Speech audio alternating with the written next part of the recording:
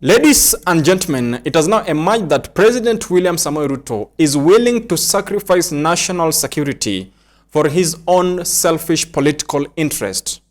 Now, the recent expose by Rigathi Gachagua has revealed how William Samoei Ruto met with the Shabaab in Mandera. William Ruto, you need to know, the Americans want to know why you are working with Shabaab. Just to do some dirty political business. And that expose has now led Kenyans to question the leadership and the governance of William Samoei Ruto. When William Samoei Ruto went to Mandera, Gachagua said that he met with the Shabaab. Why, when you are in Mandera, you met 3 leaders of the Shabaab militia at night to discuss business with them?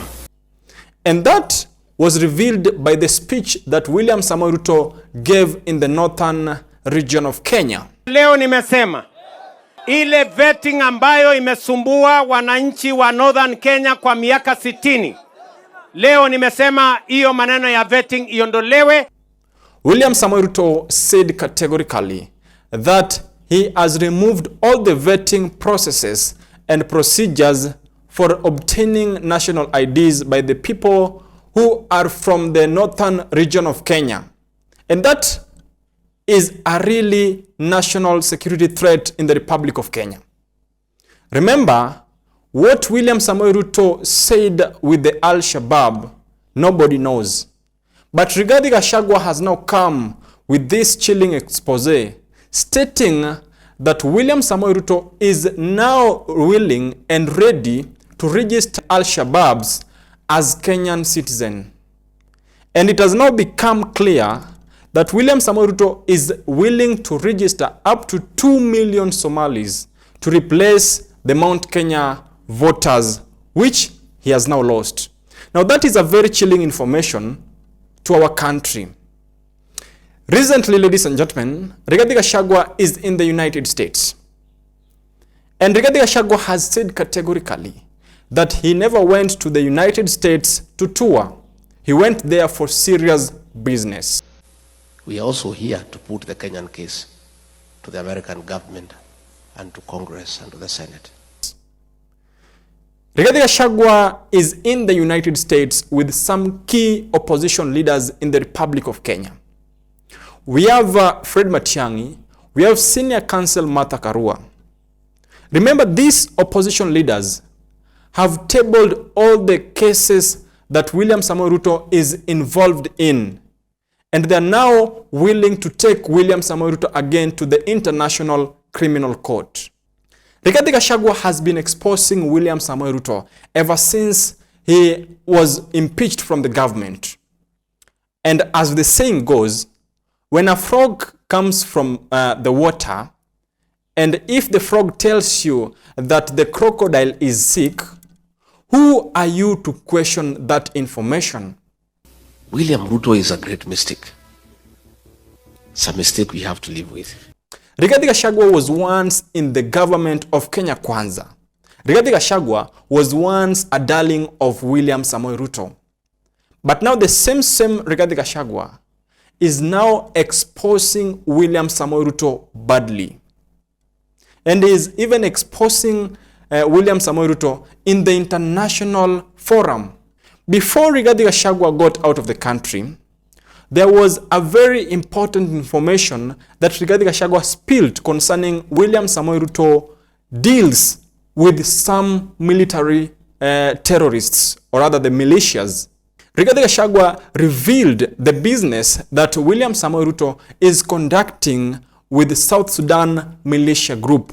There were weapons that were recovered from that camp, and those weapons had some labels of Kenyan government, to mean that William Samoei Ruto is sponsoring deaths in Sudan.